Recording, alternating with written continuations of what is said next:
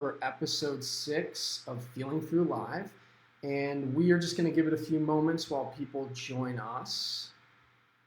Let people filter in here for a moment. I'm really excited about today's episode, and we'll be hopping into it in just a moment. All right, let's let people hop in here. We'll be getting started in just a moment here. And if you've been tuning in for a while, you'll notice that we have a new look today, which we're really excited about. And we're gonna get started in just a moment here. Just gonna give it a few more moments just to let people tune in. Remember that if you are using captions, make sure the captions are turned on in your video settings so that you can see them. And we'll be getting started in just a moment here.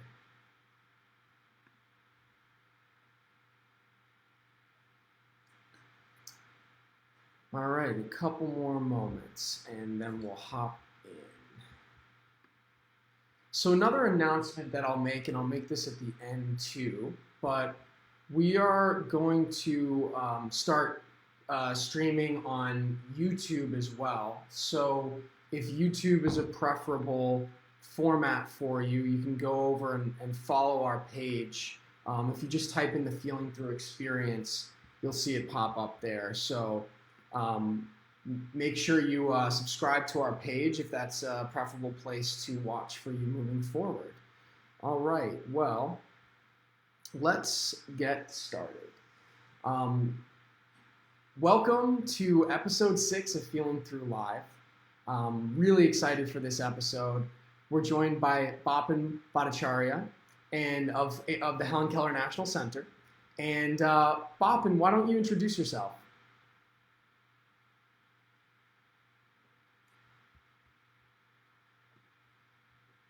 Sure. Hello, everyone. Well, my full name is Anindya Bhattacharyya,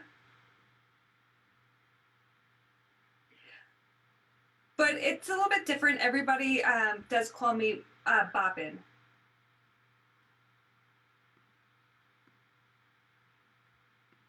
So I'm so excited to join this Feeling Through Live with Doug.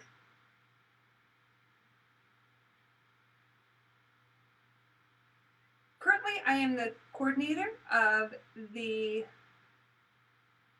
National Outreach Technology and Development Training Program.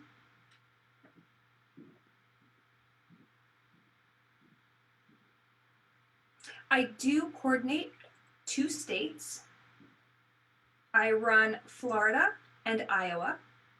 And with those states, I run the I Can Connect program, which means I provide telecommunication equipment to deaf-blind individuals. So that way they have accessible telecommunication. So really that's my job in a big summary. Great. Well, thanks for keying us into that. So there's so much to talk about today, and I want to jump right into it. But I think we really need to start with your personal life journey. It's such an amazing journey that's taken you from a rural village in India to being this tech guru here in the United States. And I'd love to start at the beginning. If you could just paint the picture for us.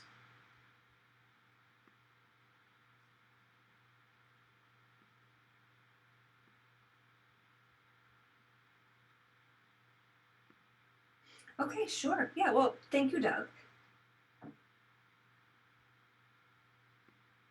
So right now I'm fully deaf-blind, but I wasn't born deaf-blind. I was just born deaf. I was born deaf for reasons unknown.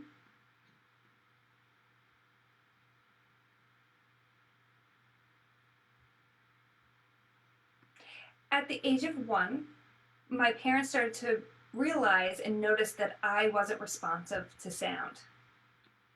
If they would call my name, loud noises, I wasn't responding at all. So that's when they realized that I was deaf. At that time, my parents brought me to the hospital to diagnose me. And the doctors were not able to find a cause of my deafness. But at that time, I didn't have a traditional hearing aid like you see today, the one that goes over the ear. I had a processor that I wore around my neck. It was really hard at that time to learn language and to lip read. So my mom was really creative in trying to teach me how to actually speak. She had me hold on to her neck to feel the vibrations, to understand the different types of sounds of vowels and consonants.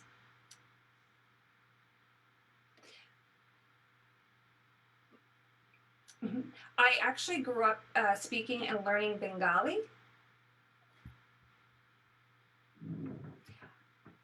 However, my pronunciation, my parents were able to understand my speech. However, other individuals didn't fully understand me. But that's mostly because my family and my close friends knew me. They had that relationship with me, so they understood my speech.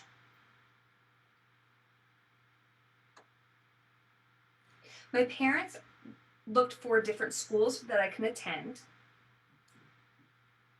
But in my home country, there's no resources or any schools that provided services to meet my needs. So my parents were really creative. Well, first, I was born in India, and they were behind in the times. They were very different than America. They were behind in everything.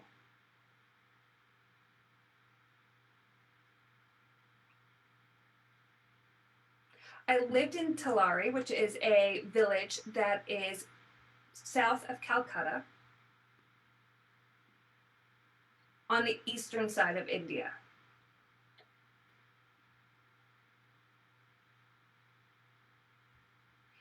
But you have to understand that the village that I lived in, about 80% of that population lived in a very impoverished state.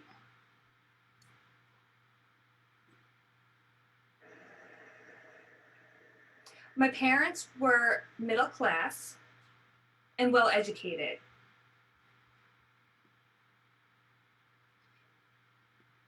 But because I didn't have resources, I was really isolated. My parents were proactive and really worked for me to try to help me get the education that I needed.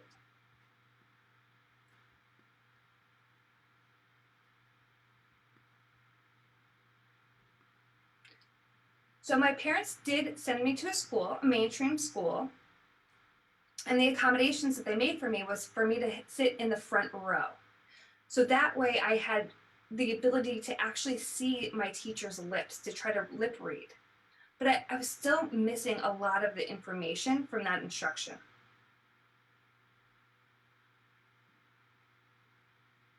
And I had a really hard time lip reading and having access to the lessons because, as you know, teachers turn around, they turn their back to you, or they move around in the classroom.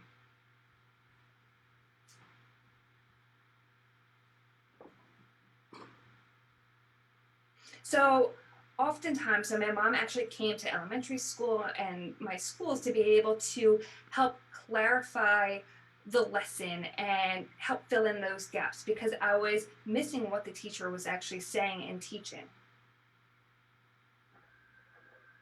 Sometimes I wouldn't understand the homework. So my mom actually would always go and get the lesson and the lesson plans to be able to support that missed learning and those gaps.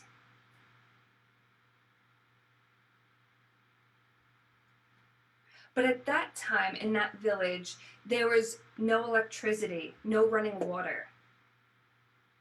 There are also no paved roads in my village. So it was a very primitive world. And at that time, I didn't even know the word technology or what that meant.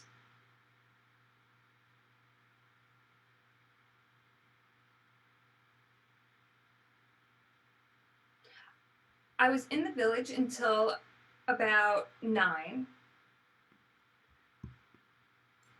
And how I lost my sight was I was actually playing soccer, and all the boys on my team were hearing and sighted. I was the only deaf boy. So I was really dependent on my vision when playing soccer.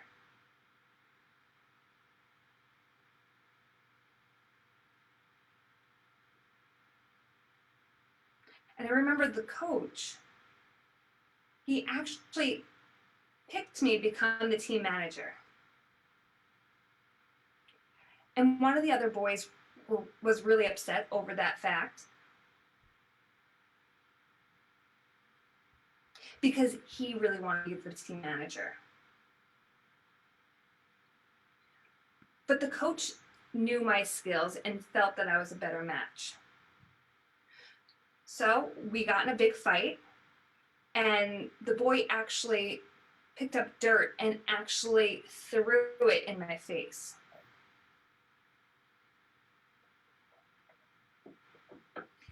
And I actually, when he threw it in my face, I couldn't see anything. It got in my eyes. It was really blurry. And so the next day, I got some of my vision back, but it was more like double vision. I couldn't see print. My parents were so worried and shocked. They didn't know what to do, so they rushed me to the hospital.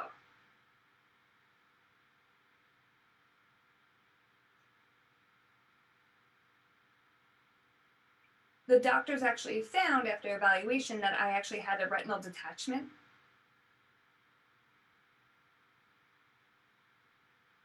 And over a course of a 3-month period, that's when I lost the rest of the vision in that eye.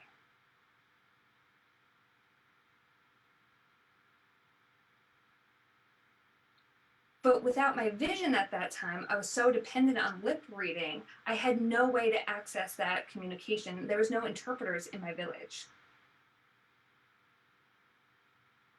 So I had to use print on palm to be able to access information. Or I was dependent on my parents to then tactily sign to me.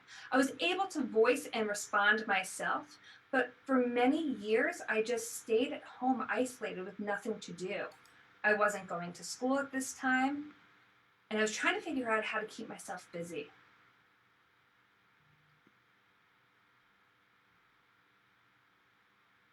So that's when I got into the hobby of ceramics and sculpting because it was more tactile for me.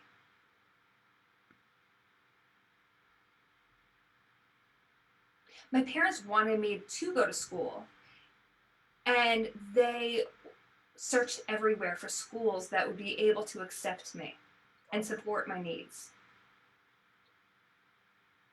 They had deaf schools and they had blind schools, but nobody knew how to deal with a combined hearing and vision loss. So my father actually, in searching for a school for me, met one of the principals of our school for the blind in Calcutta.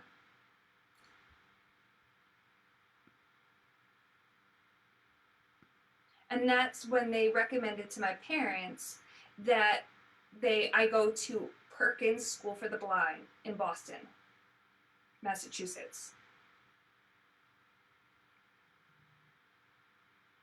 My dad also thought that was a great idea. However, the issue was finances. The cost of a plane ticket was so expensive in comparison to what we earned. My parents didn't have enough money to be able to purchase tickets, flights for us to be able to go to America.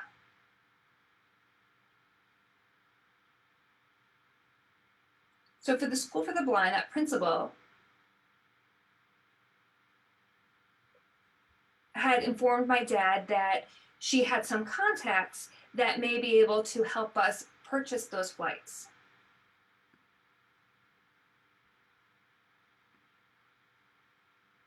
So my dad wrote letters to Perkins School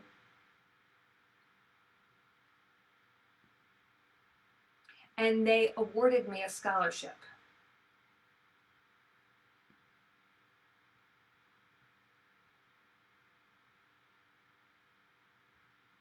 So my dad quickly reacted, filled out all the forms and applications that we needed, and reached out to Perkins, as well as other sponsors, to be able to purchase my flights to be able to get to America.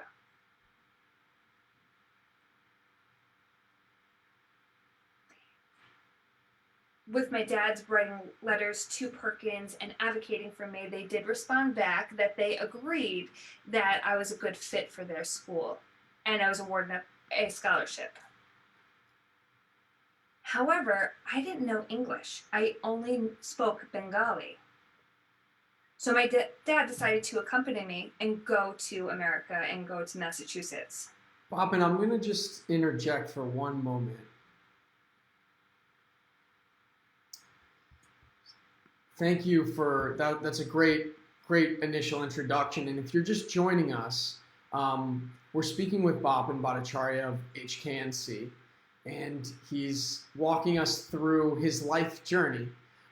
So far, he's described growing up in a rural village in India without any technology, born deaf, and was through an incident with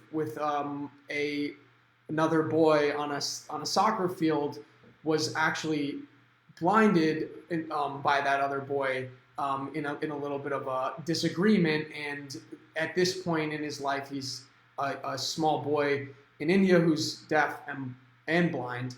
And he's now walking us through a little bit later on how his parents helped him find out about Perkins, a school that was a good fit for his situation at that moment. And if you're joining us, remember that you can always write any questions in the comments. If you have any questions for Bapin throughout this, we'll certainly try to get to those. And also, if you can click the share button on this stream, if you're enjoying it, and share it with other people so that they can join in as well, that would be tremendous. So without further ado, Bapin, please pick up where you left off.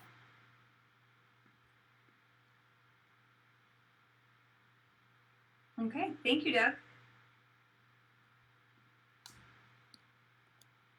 So once I arrived to Perkins, it was a culture shock.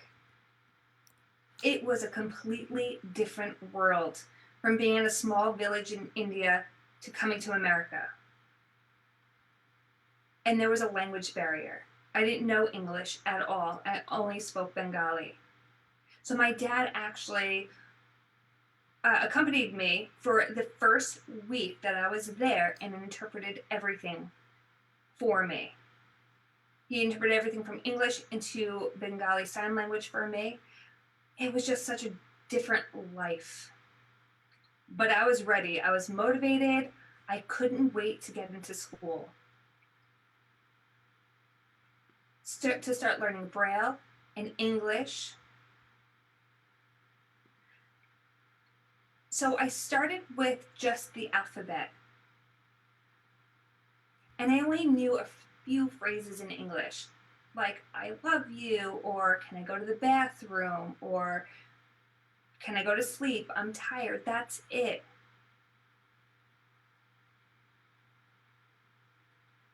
So I was so motivated to learn.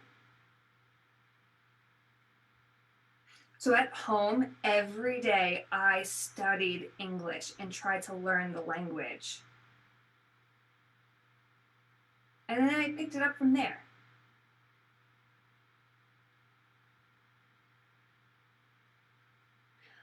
But I remember the one thing that really inspired me was all of the electronics, vacuums, wash machines, all the different appliances that they had in America. I had never seen it before. We didn't have that in my village. We had a wood burning stove in my village to cook on, and we just had a very different way of doing things. And when I came to America, I remember seeing all these new things, and I had so many questions of how did it work? What does it do?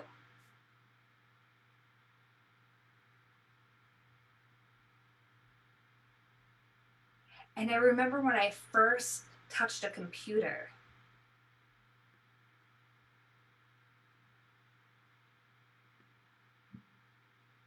and a braille display. At that time, some of the older models of braille displays were heavy. They're about 10 pounds in these big, almost like bricks. And at that time, I'd known braille, so I was able to read that. So I started with playing some games. I loved trivia. And I just really started learning more and more about the computer.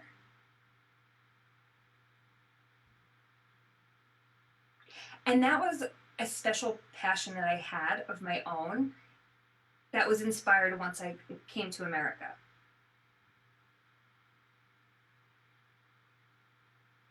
About a year of being in America, I really learned and mastered the language.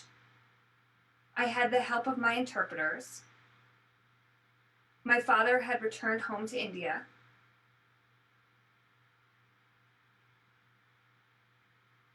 And I stayed in Massachusetts. I stayed in Perkins. All of my teachers, my parents, everybody agreed that if I returned home to India and then came back, I would regress. I would lose all the skills that I had gained.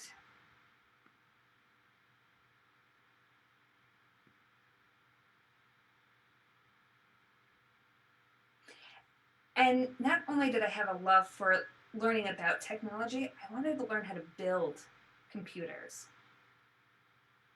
So through the use of some volunteers of SSPs, I was able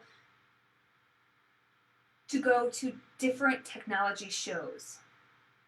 Every weekend I was going and traveling around to different computer shows that were hosted in Massachusetts.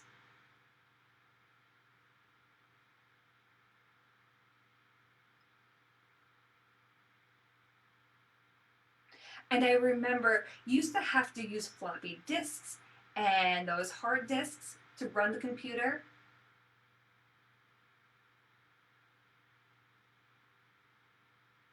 And so I slowly started buying all the different components and parts that you needed, like the motherboard. And I brought it back to school in Perkins, and with the help of some teachers, we were able to build it and build this computer that I wanted to build. So I had my SSPs, I had a couple of friends that were really tech savvy.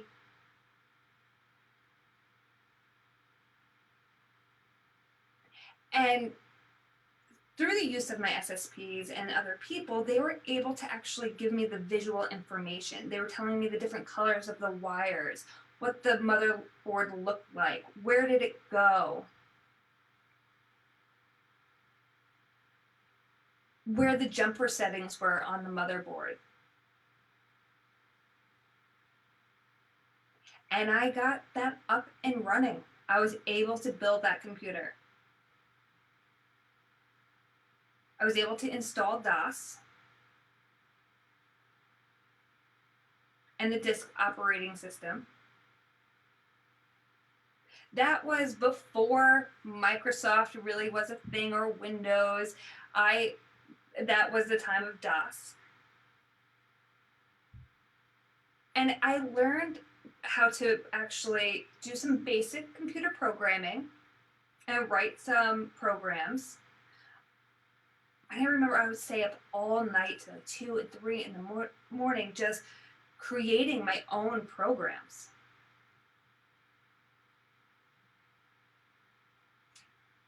I remember my parents being shocked that I would just be up all night just busy working away, but they didn't care.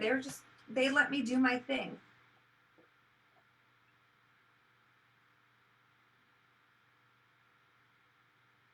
Then my dad let me set up a BBS, which is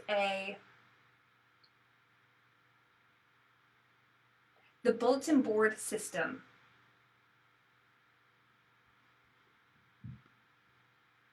And that system is a system where people can actually call through a modem. You can have 2 lines in, so people can call in and you can essentially play a game. Similar to modern times of Facebook.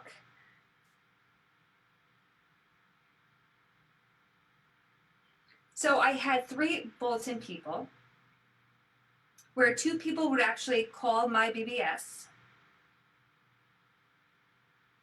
And I had that up and running for about 2 years. And that's really where I learned a lot of my computer skills and a lot about adaptive technology.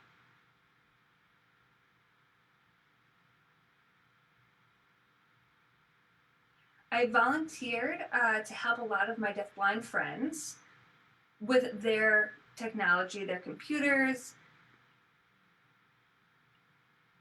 And I would actually tell my friends, like, don't get a computer, I'll build it for you. And then I would actually teach them how to use the computer, again, using DOS, and how they can call into their own BBS systems.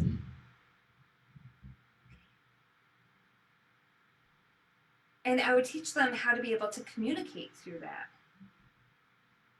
So it was real hands-on learning for the deafblind back then. And I would say I was around 16 or 17 years old. Then I graduated from high school in 1992. I went to college.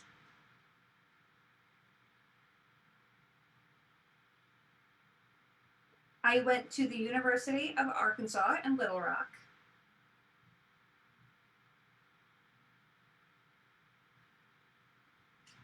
That was, at that time, the president was Bill Clinton.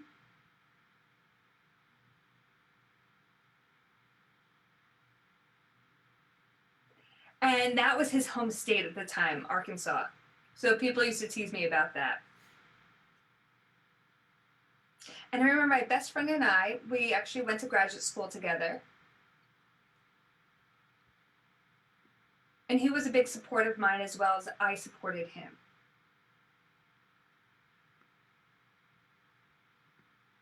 However, I did not major in computers or technology or computer science. I actually majored in political science.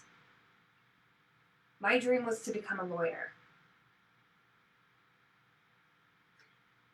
And the reason why I wanted to become a lawyer was there were so many challenges or issues for anybody who was deafblind. So I wanted to be able to break down those barriers.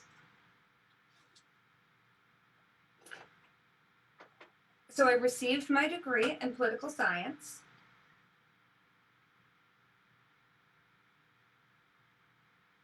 Once I graduated, I started looking for a job. So I'm going to stop you right there, Bapin. Actually, we're going to hold for a moment, and we're gonna do an interpreter switch.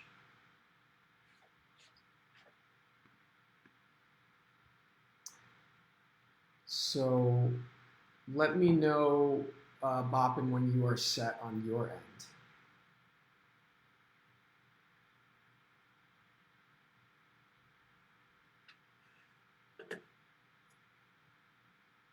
We all set? Great. So All good.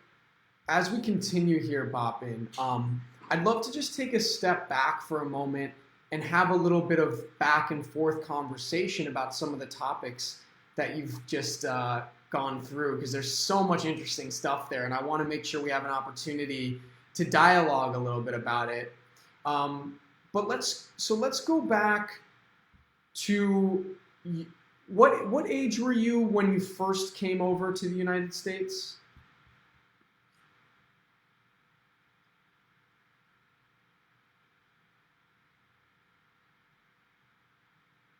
I was 13, and that was in 1983. Had you ever traveled anywhere prior to coming over to the United States?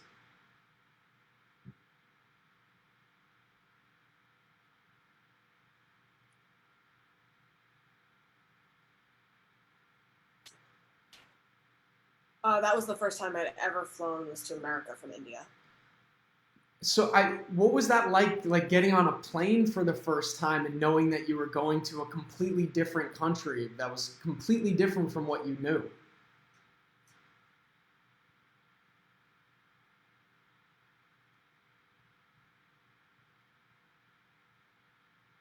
That's a great question.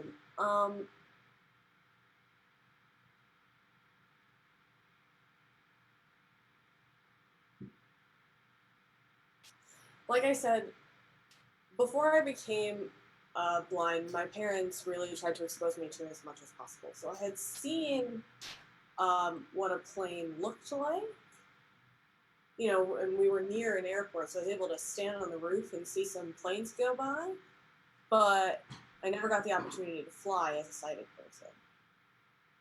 So the first time getting on an airplane was a really unique experience.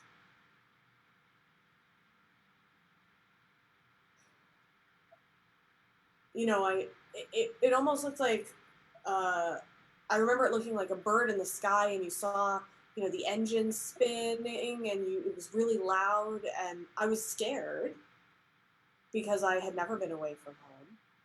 And the flight was about 9 hours that I had to fly from India to Europe, and then had to fly from Europe to America. So I was definitely nervous when turbulence would hit in the airplane. I would get scared. But my dad had a lot of experience flying, so he knew that it was nothing to worry about. But I thought maybe there was a problem with the airplane or something because it was bouncing up and down, and it shouldn't have been. So I believe between having to stop your schooling in India because there was no school that could accommodate you properly, to heading over to the United States, I believe, I remember you saying that I think there was a 4-year gap in which you weren't in school. Is that correct?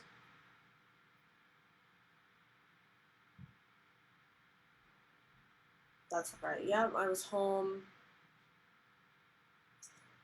for 4 years. And what I did really with that time was make a lot of ceramics.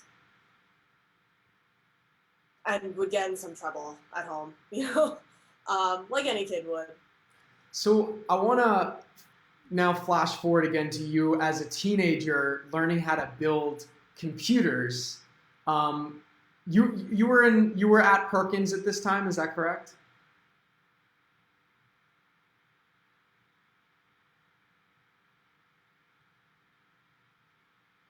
Yes. So I'm wondering, this is obviously pretty early on in computing. Did you know of anyone else in the deafblind community who, I know you said you were teaching other people, but did you know of anyone else before you that was in the deafblind community and learning to build computers?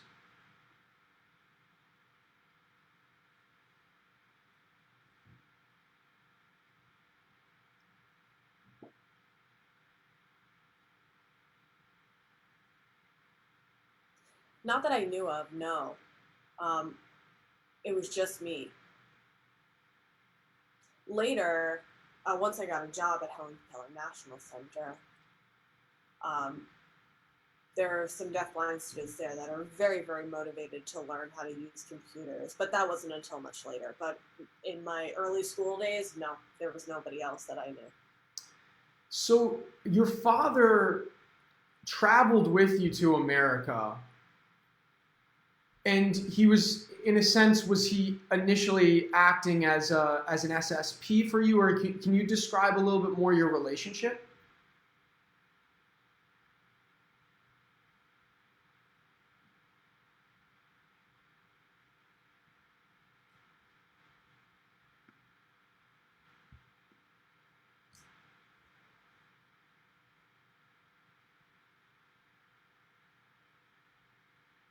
So my dad is a very dignified individual. He's formally educated. He's a professional. And he was always my biggest advocate, my biggest supporter. Um, he was strict in what he expected. He had a lot of rules that we had to follow.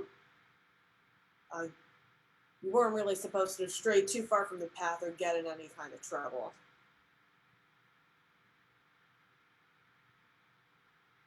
And he was a teacher by trade, so he expected us to follow the rules, and that was my upbringing.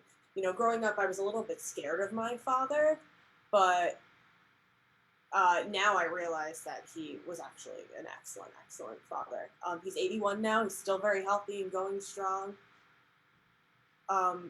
My dad was very encouraging with my love of computers. To this day, he loves computers, especially now with COVID-19 going on. He gets to be on the computer a lot, which is very helpful. So he's come to appreciate computers just like I have. And did your mother stay back in India while you and your father traveled to the United States?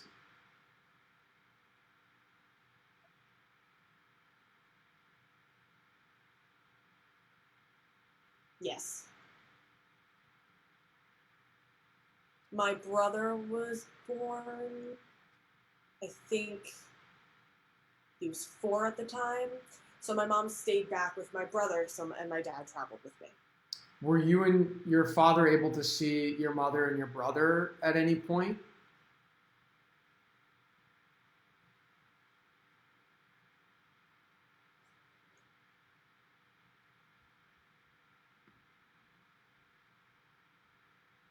No, not for a whole year. We would write letters but it would take about 2 weeks for the letter to be sent and then for us to get a response. So it was very slow communication, but we were able to write letters for that year. After a year in America, my dad went back to Massachusetts went back to India when it was summer vacation, and I stayed behind in Massachusetts.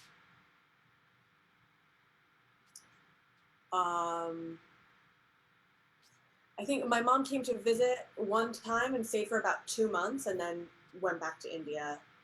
But that was the only time that I got to see my mom. So when your father goes back to India, at that point, was that the first time that you'd ever been completely away from your whole family?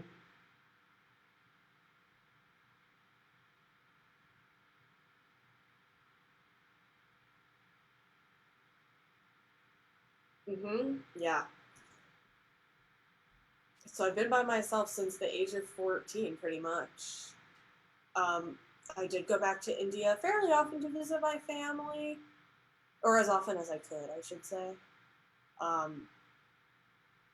Every year or so, I would go back to visit. But yep, that was when I was by myself at school. So I now know you to be a very independent person. We're talking about this time when you're still a teenager, where it feels like you're really first learning how to be independent. Can you tell me about going back to that part of your story, what it was like to start to be on your own, and how you were able to manage that in the early stages of being alone for the first time or away from your family for the first time?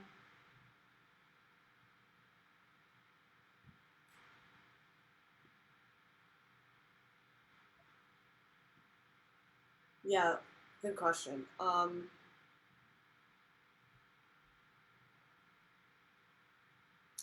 Being by myself in some ways was good.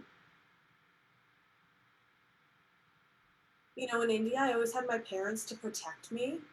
So I wasn't a very assertive person, and being by myself kind of forced me to learn on my own, take responsibility for myself, um, advocate for myself to get out into the community, even if I needed an SSP. Perkins, luckily, was very, very flexible with me. They knew that I was pretty mature and responsible, so they let me take advantage of a lot of opportunities. They let me get out and explore pretty much as I wanted to.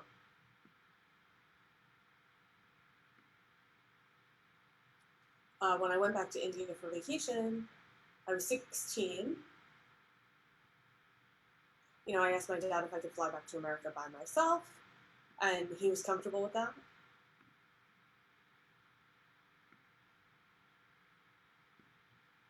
But we had a lot of preparation to do, before I could fly independently, because I obviously couldn't see and couldn't hear.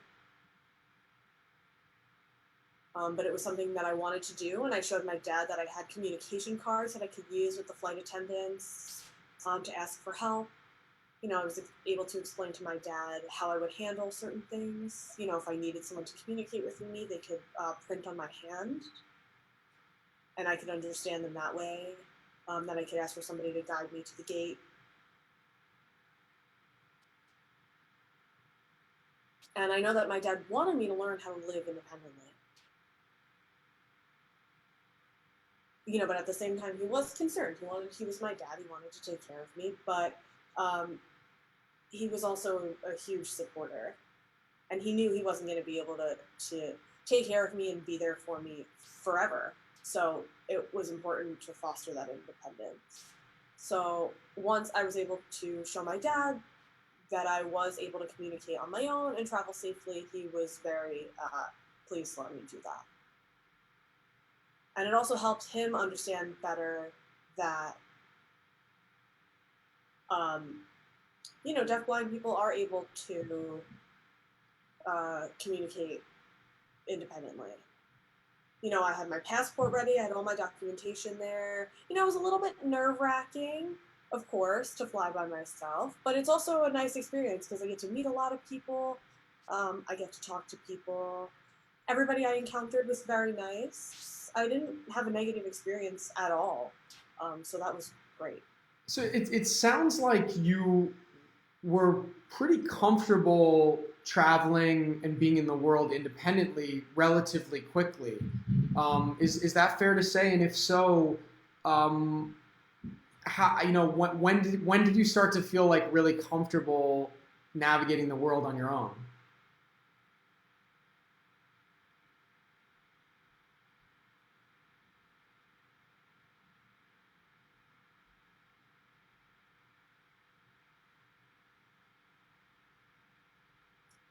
Traveling independently was something that I really wanted to do, especially after I came to America. Before I became blind, I was always a wanderer.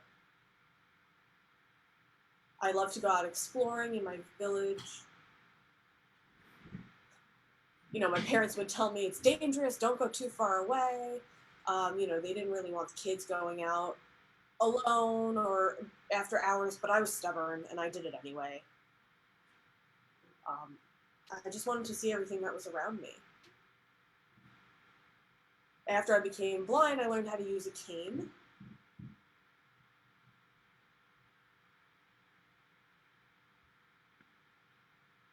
I had a mobility teacher who always had to tell me to slow down and be patient. I would always try to jump ahead into the lessons and probably do things that weren't the safest. But once I had that cane, I just wanted to go.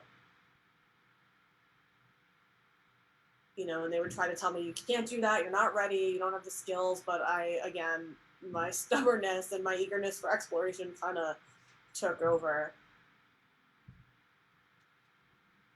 But I always had that motivation to be independent. So I was going to do it regardless. I got really comfortable with the Perkins campus at first, and then I started to go out more. I had SSPs and some friends who would help. But once you do it a few times, you get a lot more comfortable. I take cabs by myself. I take the bus by myself. you know, it didn't start out that way, but now, you know, buses, cabs, subways, I'm comfortable navigating alone. You know, it all stems back to the really great training that I got. Having really good orientation and mobility skills allow you the freedom to be able to navigate independently. So you had really great training at Perkins, which laid the groundwork for you navigating all aspects of your life. But that was quite some time ago. And now in 2020, there's a lot of technology that's available to you that you didn't have then that really serves you in a lot of ways. So can you walk through what your life is like now and the technologies today that serve each part of your life?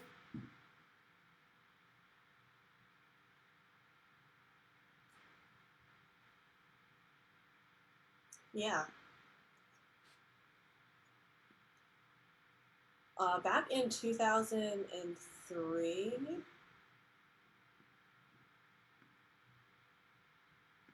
I was using a Braille note, which is a really, really old way to communicate. It was like a very, very old GPS that I would put in my pocket, and it had a satellite signal that then would connect to this Braille note. And it would allow me to explore places like New York City and other metropolitan areas. I did live in New York for a while. And I also had a guide dog, my first guide dog, that would help me get around as well. We would go to Central Park, and I would use the GPS around Central Park. I would do that by myself, just to try to figure out where I was, get my bearings in a big place like that. And having that GPS really helped. That was back in the day before GPSs were commonplace. People were just lost all the time, and that device was able to help me find my bearings, and I kind of found my way by getting lost. I would go in one direction and check the device and go, oh wait, nope, that was wrong. Turn back and then go a different direction and again be like, oh no, that was wrong. And eventually I would find my way. And then in 2008,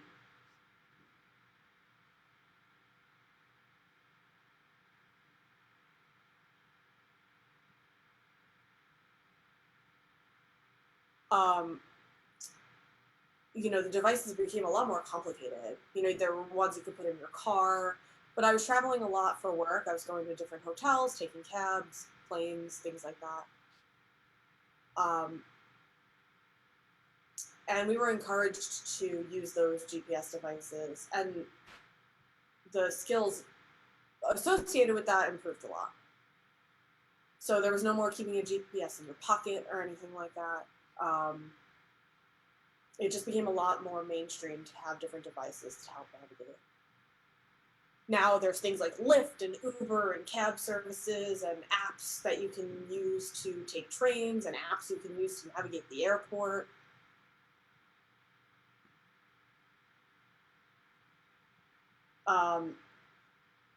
You know, when you go on an airplane, I know pilots make announcements all the time.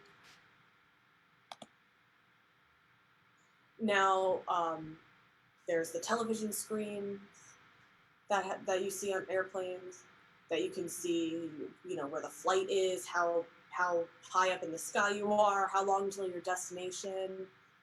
So it just seems like technology has really exploded as the years have gone on. I routinely travel between home and different work sites. I use the app to look at the timetable for the train on my phone. I can check to see all the different stops. I can check flight times and announcements. I can see what gate my flight is leaving from, or if there was a gate change on my app.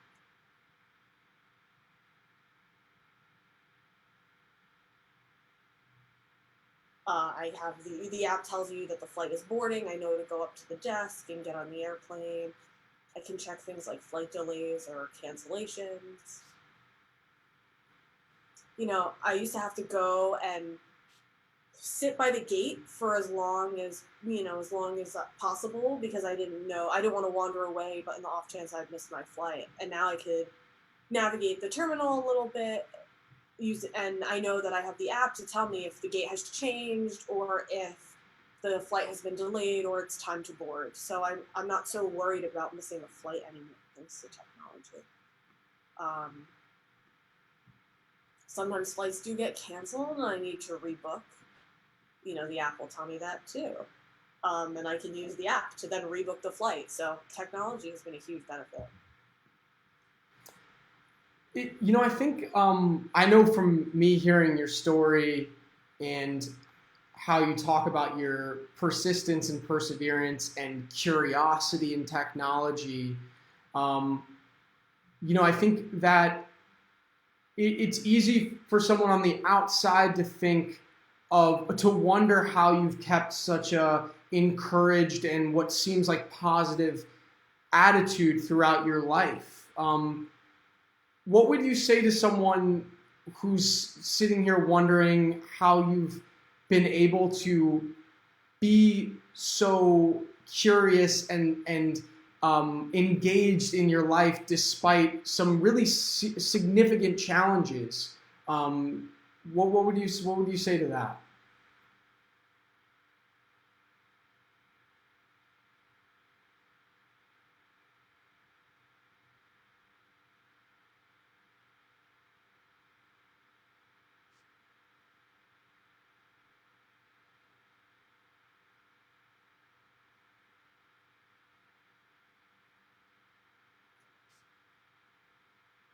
One thing that my dad always said was that I needed to learn how to take care of me. And that was really important. And that's kind of what kept me motivated, was knowing that I could always be there for myself. So I had to learn everything that it took in order to take care of myself. I didn't ever want to be in a position where I couldn't move forward because I was reliant on somebody else who wasn't there.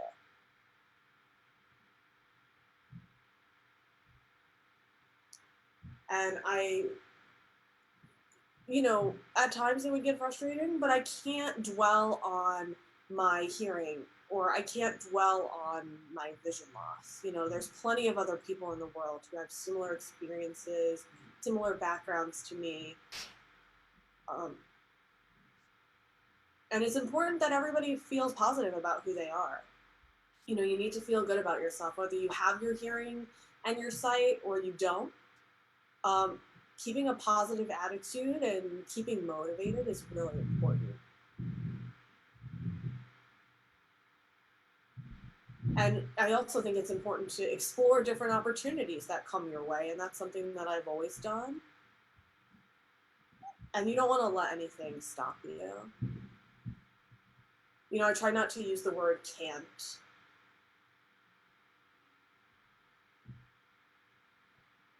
Instead I try to change it, and anytime somebody says can't, I try to prove that I can.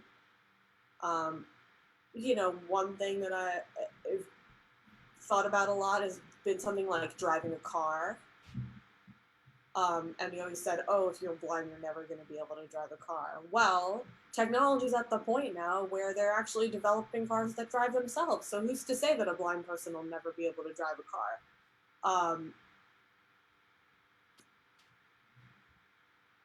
With COVID going around, there's been a lot of emphasis on not touching people and touching things. And as a deaf-blind person, we do rely a lot on touch. My partner has been my communication facilitator this whole time.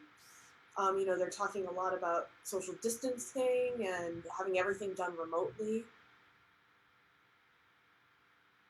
which has been difficult, but imagine if we didn't have the technology.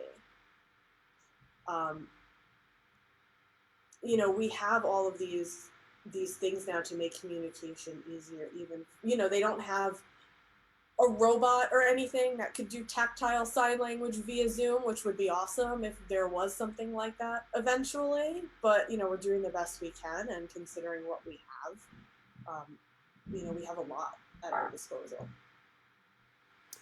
So we have about 5 minutes left here. So kind of in the closing time that we have, I have a couple questions that kind of speak to the totality of your journey. But this is kind of related to the last question. But I'm wondering, now being someone who has this amazing position at Helen Keller National Center and travels the world educating other people about technology, has your own company. What would you say to that 9-year-old boy who's just lost his sight, who has not found the education yet that would serve as the foundation for where you're at now, and is probably a little bit lost and scared? What words would you have to the 9-year-old version of yourself?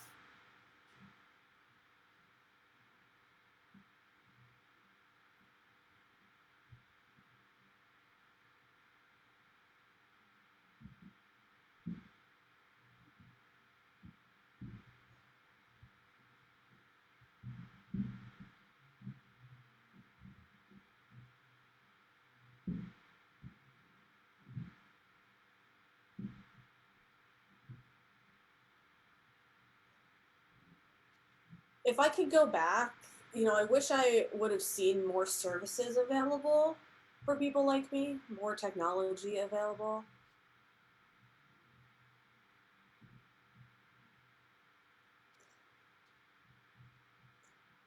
I think deafblind people are always the last ones to get access. Even we come after even deaf-sighted people or hearing blind people. We're always at the end. Even in getting access to information in the news, it seems like deafblind people are always a little bit behind. So something I've been thinking about a lot is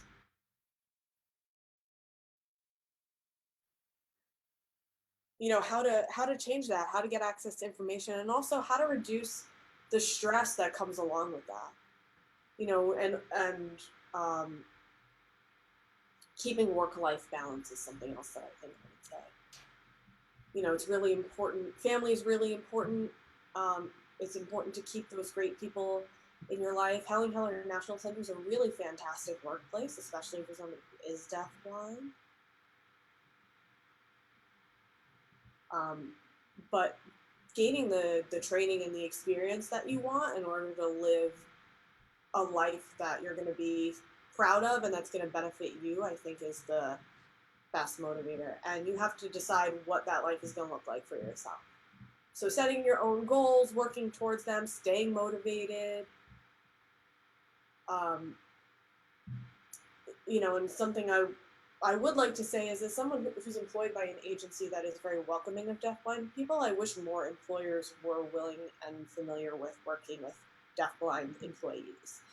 I think it's really important because America is such a welcoming place, and it's really empowering to be able to be employed and have a useful skill that you can take to work with you.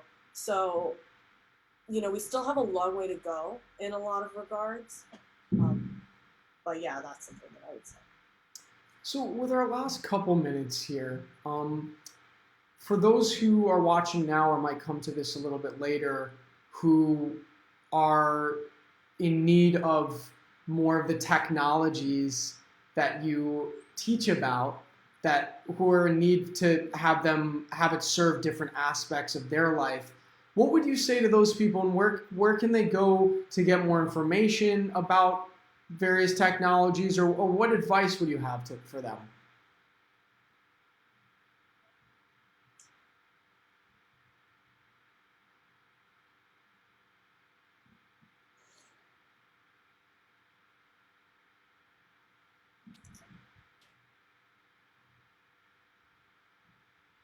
Sure. There's a lot of technology out there.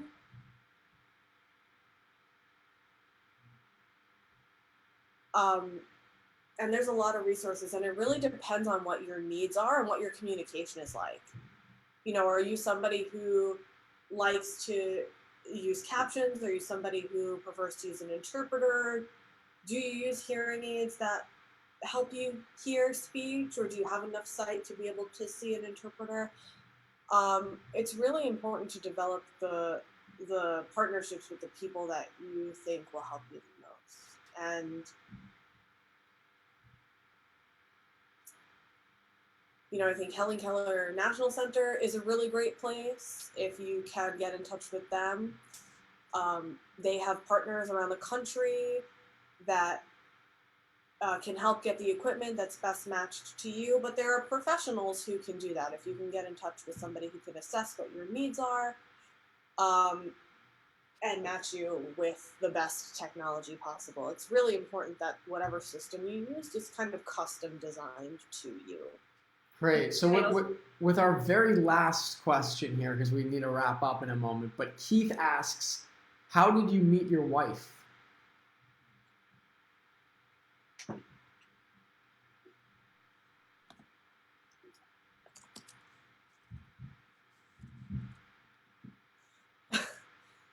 Okay, I'll tell you very briefly.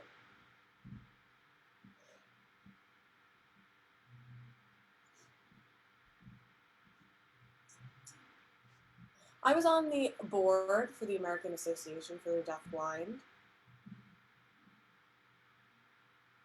We had a meeting in Atlanta, and I met her there. She was an SSP for another deafblind board member, and just over the course of the conference, the two of us got to talking.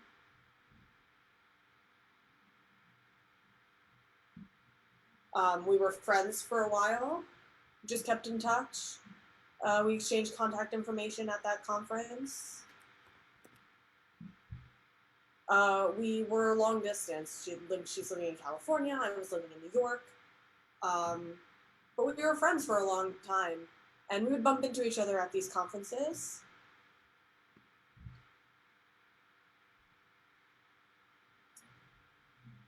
And eventually I had asked her to come SSP for me at a conference in Washington, D.C. We had known each other because we'd been friends for a while, and I was comfortable having her SSP for me. And we found out we both really loved to travel.